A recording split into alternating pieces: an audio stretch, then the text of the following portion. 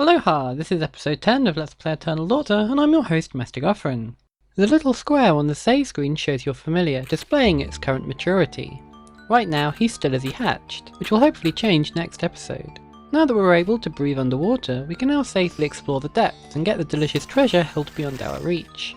First to explore is the lake with the green plant monster.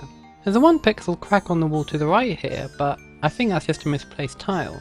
However, there's a tunnel branching off to the left. This is the first opportunity to reasonably fight the dopefish. They only take a few hits and they impart a not even remotely harrowing 2 damage on impact. If we hang around long enough, our familiar will even try to flambe them, suggesting the fireworks underwater. Here though is a green fish man.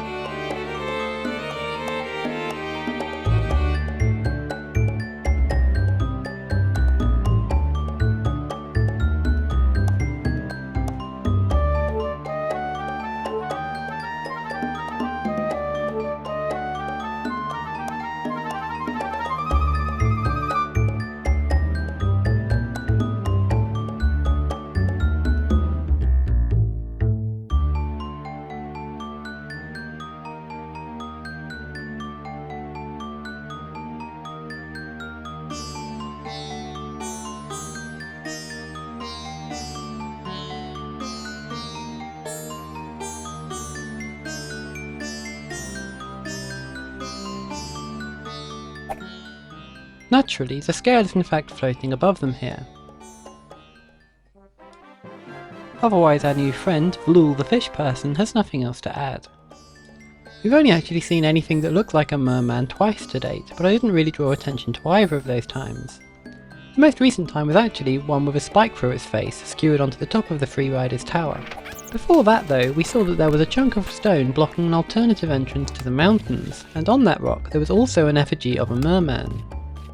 It's a fairly hefty hint on where to go next, but only if you've been finding the gods in a different order to how I'm finding them, and if I were to head there now I'd just get roadblocked. Anyway, the 2 patches of water here are mirror images of one another. There's nothing in either of them really except for more fish and a couple of magic power pickups, and the only other water in the cave is near where we found Prador, deep underground, and that was shallow enough for us to explore completely without Altius's gift.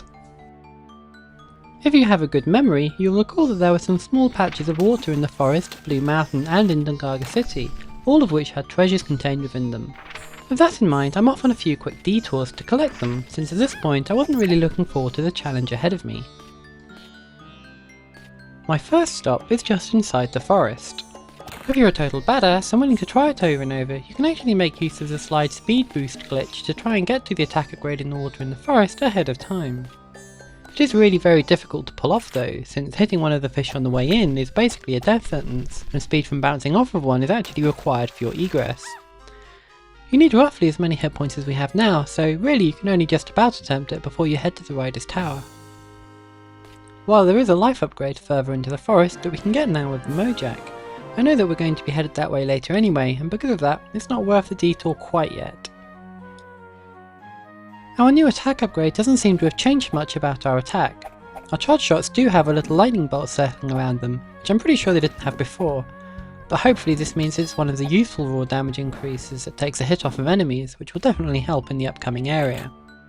However, one place we won't be returning to anytime soon is Ishulin's home atop Blue Mountain, or the water within it which contains another life upgrade. With that in mind, I decided it was worth it to head up there and collect it, since it's kind of on the way to the Dungaga City, which is our current destination. There's quite a bit of fruit for our familiar to eat everywhere but the Dungaga City, so I'm also trying to fatten him up a bit for the adventures ahead of us. Now, even though we found 1 god, this isn't a sufficient quantity to receive any praise from the Shulin. As such, we won't be sticking around after the fact. I don't think there are any upgrades in any of the water in the game that you can legitimately get to without the gift of Altius, which is actually kind of a downer. There's also no reason to fight the fish until that time either, so them offering so little resistance at this point is also kind of a bust. Either way, we're now equipped for our second big trip to Dungaga City. Navigating these old areas really shows how far we've come in terms of survivability in the face of being clumsy, and there's actually been quite a bit of that for a while. Don't worry though, the game is ready and raring to start punishing that again.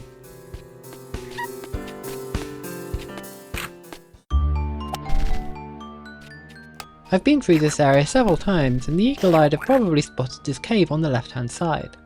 You either need the Mojang to make a stepping stone or speed glitch and double jump to get up there, since the mushroom below it is a fake. Either way, there's nothing available for us to do here yet, but it is somewhat similar to Mia's hometown, so we'll be coming back here later.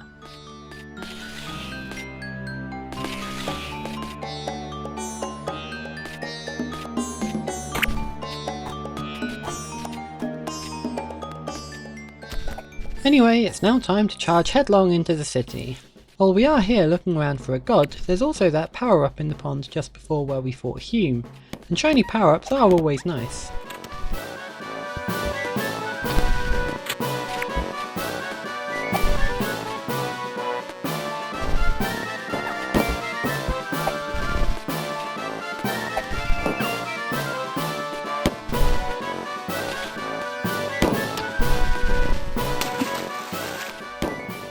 Right then, here we go. It was just between these two war machines.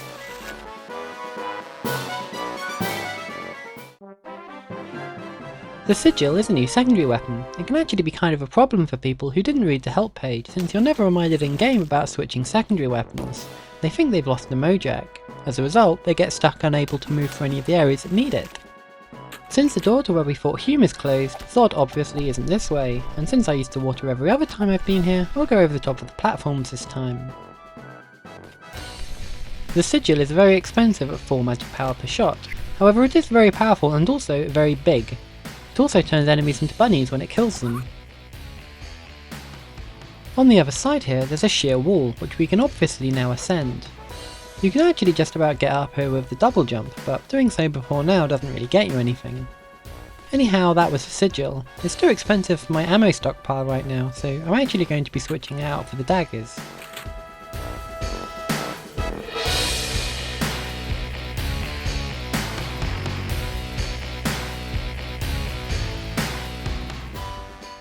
And here we're let into a new section of the city by some of Hezoid's men. I'm not entirely sure they're doing us a favour though. And the eagle-eared have just heard the terrifying sound of our newest foe. The Dungaga Junker is a kind of messed up looking Dungaga. His shtick is that he lunges twice and you can't hit him between the swings. However, basically anything other than your normal swing can hit him and will stop the attack.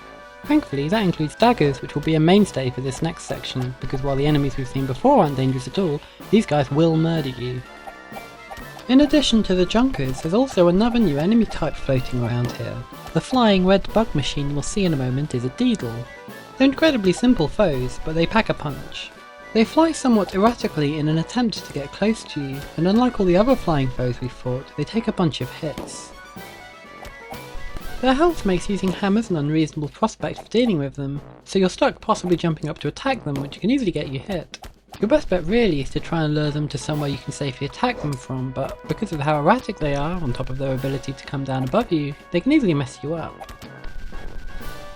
Dealing with the Junkers is kind of like a game of chicken. The moment you miss a hit, it's actually kind of too late to react. You basically have to decide if you want to run away or try to dagger them, based on when you think they're going to do their attack.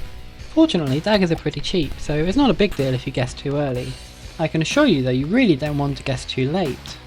You might be thinking that I seem to be doing really well in this section, and seem to know ahead of time precisely where all the bad guys are going to be.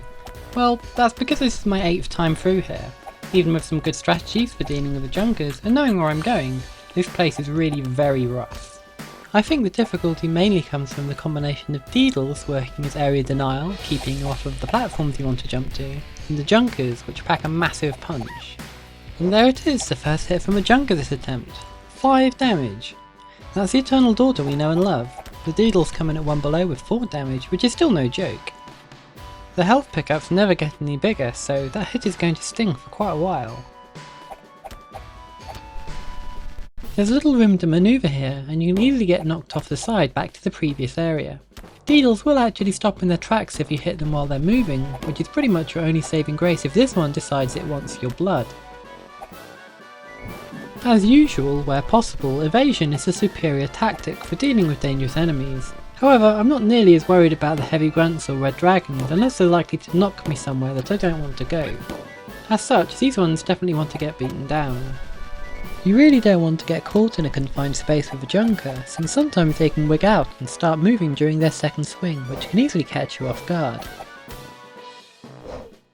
Fortunately, this nightmare is nearly over. However, though I'm not sure they were really intended, there are a couple of dick moves towards the end. Here is the first. This war machine is wearing camouflage or something. I almost always just don't see it for some reason. Right after it is the second one, some kind of nightmarish triple threat of enemies. I think the best solution for this particular trio of horror is to dagger, or use the sigil for safety, the red dragon and jump over the rest, rather than try to fight your way through them like I did 3 times.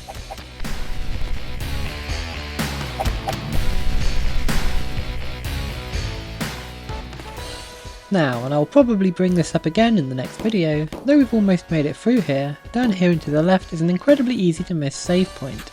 The boss is just ahead, and you really don't want to have to grind your way back through these 3 areas again, especially since the boss can run quite long. Too long for this video in fact, so see you next time.